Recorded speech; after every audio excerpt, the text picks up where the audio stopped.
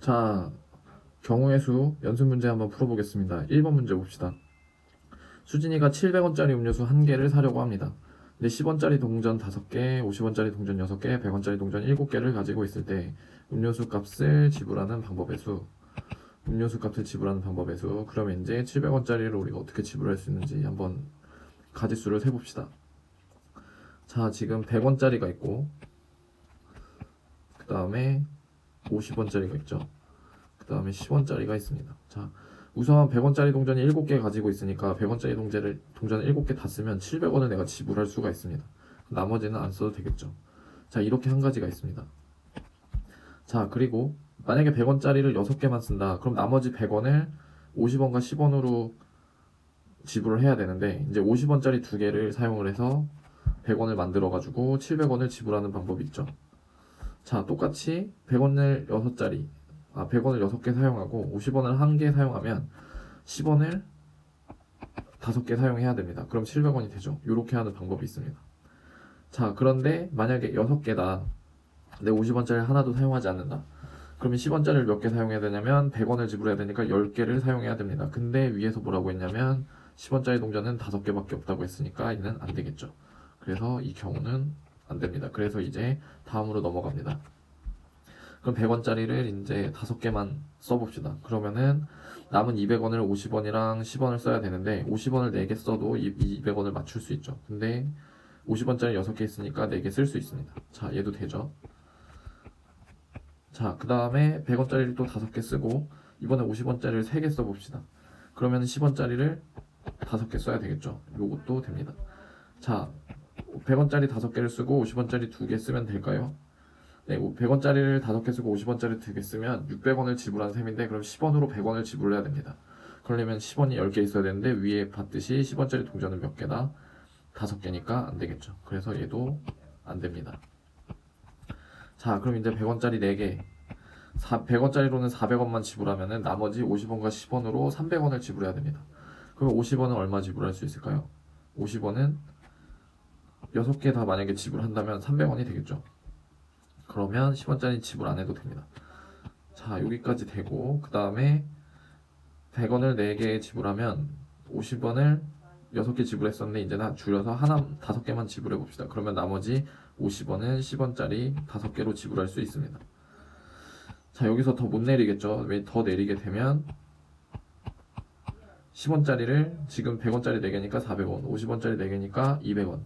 그럼 600원인데 그럼 10원짜리로 100원을 지불해야 되니까 10원이 10개가 돼야 되는데 아까도 얘기했다시피 10원짜리 동전 5개밖에 없습니다. 그래서 안 되니까 얘도 안 되죠.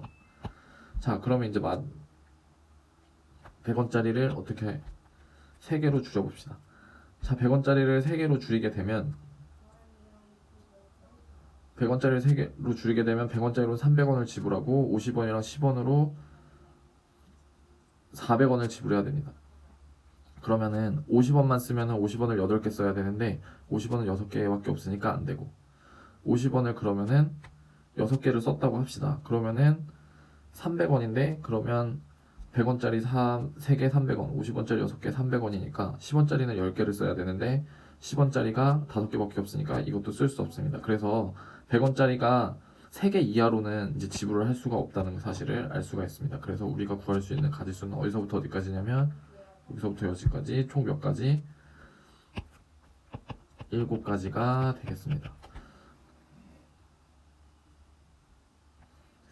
자, 2번 문제 봅시다. 500원짜리 동전 2개와 100원짜리 동전 3개가 있다. 두 가지 동전을 각각 1개 이상 사용하여 이번에는 지불할 수 있는 금액의 모든 경우의 수는, 자 봅시다. 그러면 500원짜리가 있고 자 100원짜리가 있습니다. 자, 그러면은 위에서 각각 1개 이상 사용하라고 했으니까 적어도 500원짜리 하나와 100원짜리 하나는 써야 됩니다. 만약에 그렇게 쓴다고 하면 자 600원을 쓸 수 있는 거죠. 자, 그러면 이제 500원짜리는 그대로 두고 100원짜리는 하나 더 늘려봅시다. 그럼 얼마가 되나요? 네, 그렇죠. 700원이 되죠. 그 다음에 500원짜리 1개, 100원짜리 3개를 써봅시다. 그럼 얼마가 되죠? 그렇죠. 800원이 되죠. 자, 여기에서 100원짜리 동전 3개밖에 없으니까 500원짜리가 1개인 경우는 요 3가지밖에 못합니다. 자, 그러면 이제 500원짜리 하나 더 늘려봅시다.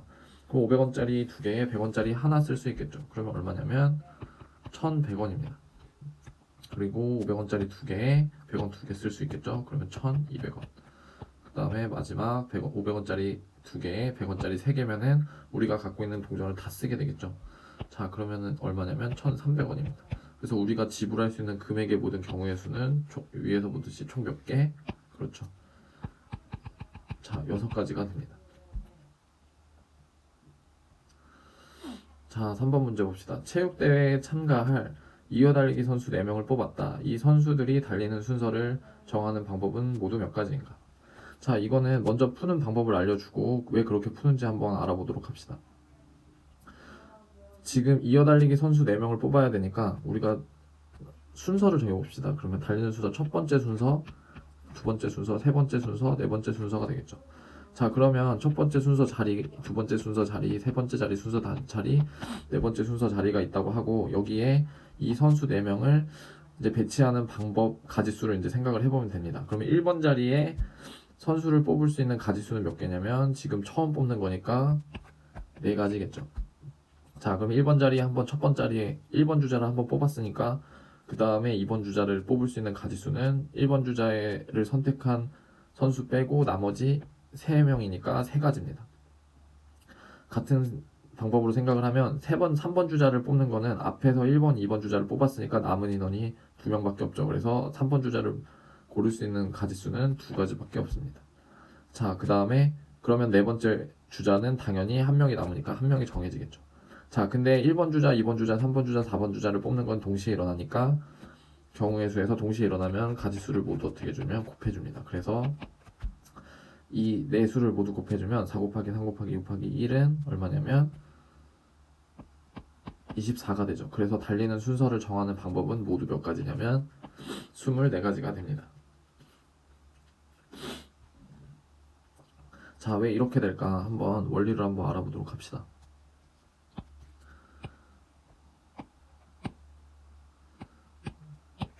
자, 우리가 이전에 수업에서 해봤듯이 달리는 순서를 정하는 방법을 우선 수영도로 한번 그려보도록 합시다. 자, 첫 번째 자리, 두 번째 자리, 세 번째 자리, 네 번째 자리가 있다고 합시다. 그럼 첫 번째 자리에 만약에 A를 뽑았으면 두 번째 자리에 내가 뽑을 수 있는 애들은 B, C, D가 되겠죠. 자, 죄송합니다. A, B, C, D라고 하겠습니다. A, B, C, D 4명. 자, 그러면은 이제 이 경우를 봅시다. 그러면은 첫 번째에는 A를 뽑았고 두 번째에는 B를 뽑았으니까 세 번째에는 누구를 뽑을 수 있냐면 A랑 B를 제외한 C 아니면 D를 뽑겠죠. 자, 다시 읽겠습니다. 자, C 아니면 D를 뽑겠죠. 자, 그러면은 이제 C일 때 봅시다. C일 때는 두 번째 주자에 C를 뽑고 첫 번째 주자에 A를 뽑았으니까 남은 주자는 B하고 D니까 여기는 B하고 D를 뽑는 가지수 2가지가 생길 겁니다. 자, 그리고 D를 봤을 때는 두 번째 주자가 D일 때는 첫 번째 주자가 A니까 A랑 D를 제외한 B랑 C가 3번 주자가 될 가능성이 있으므로 3번 주자의 가지수는 A랑 D를 제외한 B와 C가 될 겁니다. 자, 그럼 이제 네 번째 봅시다. 1번 요 라인을 보면 1번 주자는 A, 2번 주자는 B, 3번 주자는 C를 뽑혔다는 얘기니까 여기에서 당연히 남은 주자는 누가밖에 없냐면 D밖에 없습니다. 자, 이런 식으로 하면 여기는 A, B, D가 먼저 뽑혔으니까 C가 되어야 되고 여기는 A, C, B가 뽑혔으니까 D가 돼야 되고 여기는 A와 C와 D가 뽑혔으니까 여기는 B가 와야 됩니다. 자, 여기는 A와 B가 먼저 뽑혔으니까 여기는 C가 와야 되고 여기는 A와 D와 C가 먼저 뽑혔으니까 B가 와야 됩니다. 자, 이렇게 하면 우리가 어떤 거를 구한 거냐면 첫 번째 주자를 A로 뽑았을 때의 경우를 다 구해본 겁니다. 자, 그러면 이제 봅시다. 선생님이 여기를 파란색 박스로 표시하고 그 다음에 여기를 빨간색 박스 그 다음에 여기 각각을 파란색, 초록색 박스로 표현하겠습니다. 자, 그러면은 이제 1번 주자를 B를 뽑았을 때도 한 번 더 구해봅시다. 자, 얘를 좀 줄여놓고, 자, 다시 1번, 2번, 3번, 4번. 자, 여러분이 이걸 정지를 해놓고 스스로 그려보기를 강력 추천드립니다. 자기가 그려봐야 거기 안에 있는 곱하기의 원리를 깨달을 수가 있으니까요. 자, 1번에 만약에 B를 뽑았다. 그러면 2번 주자로 올 수 있는 가지수는 B를 제외한 A, C, D가 되겠죠.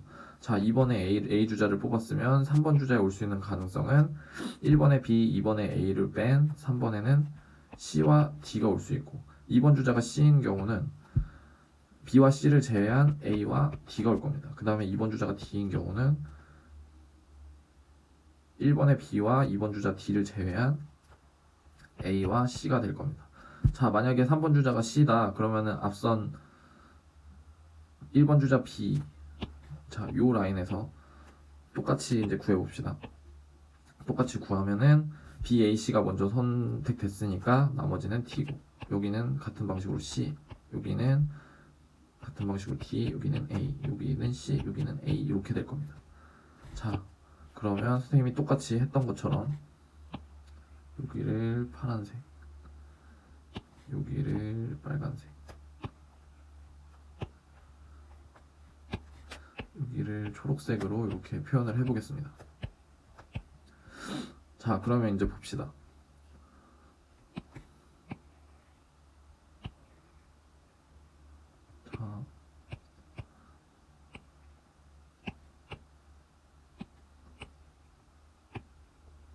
자, 비교를 해보면 1번 주자가 A일 때나 2번 주자가 B일 때나 저 파란색 안에 있는 구조, 빨간색 안에 있는 구조, 초록색 안에 있는 구조, 왼쪽과 오른쪽의 구조는 완전히 똑같습니다. 그러니까 같은 구조가 반복된다는 겁니다. 그거는 1번 주자가 C인 경우와 또 1번 주자가 D인 경우도 똑같이 반복될 겁니다. 똑같이 반복되겠죠. 똑같이 반복될 겁니다. 똑같이. 이해가 안 된다면 다 그려보는 것을 추천드립니다.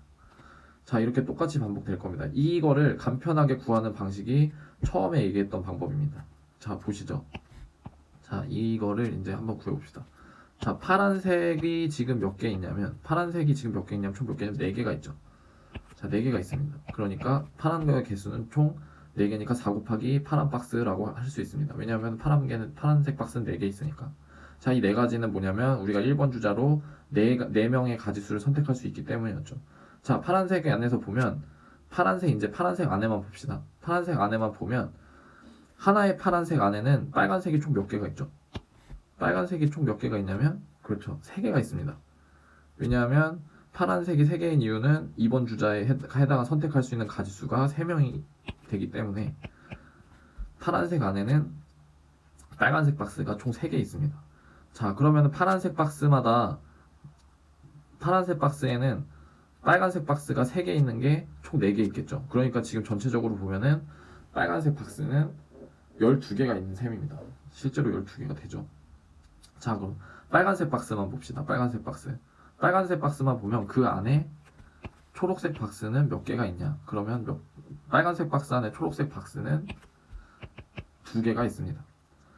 자, 그래서 초록색 박스가 2개가 있으니까 자, 그러면 이제 보면 초록색 박스가 2개 있는 게 파란색 박스 안에서 3개씩 반복되고 그 파란색 박스가 4개가 반복되니까 초록색 박스는 전체 몇 개가 되냐면은 24개가 됩니다. 자, 그럼 초록색 박스에는 우리가 숫자가 몇 개가 들어있죠? 우리가 선택할 수 있는 가지수 안에 선택할 수 있는 가지수는 한 가지밖에 없었습니다. 왜냐면 앞에서 다 선택을 했으니까. 그래서 여기에는 1을 적어주면 우리가 아까 처음에 우리가 식으로 썼던 4 곱하기 3 곱하기 2 곱하기 1이 형태가 나오게 되는 겁니다. 그래서 여기에서 이것들을 다 지워주게 되면 우리가 처음에 구했던 그 식이 나오게 되는 겁니다. 자, 이 말은 뭐냐면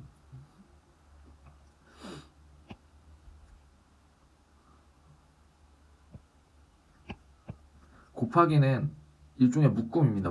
묶음이 계속 같은 형태로 반복되는 것을 표현하는 겁니다. 여기에서는 요 형태가 4개 반복된다는 거고 그만큼 또 여기에서는 요게 3개 반복된다는 겁니다. 또 그만큼 요게 두 개씩 반복된다는 거죠. 그런 식으로 해서 반복되는 것을 중복으로 표현해 주기 위해서 곱하기를 써주는 겁니다. 이처럼 경우의 수에서 동시에 일어나기 때문에 이렇게 같은 형태가 계속 반복되는 것을 우리가 곱의 법칙으로 경우의 수를 각각 곱해서 표현을 하게 되는 겁니다. 자, 이것을 이해하는 것은 스스로 수영도를 많이 그려보고 그 수영도 안에서 원리를 깨달아가는 과정이 꼭 필수적으로 동반이 돼야 하니까 이해될 때까지 보고 한번 스스로 연습해 보도록 합니다.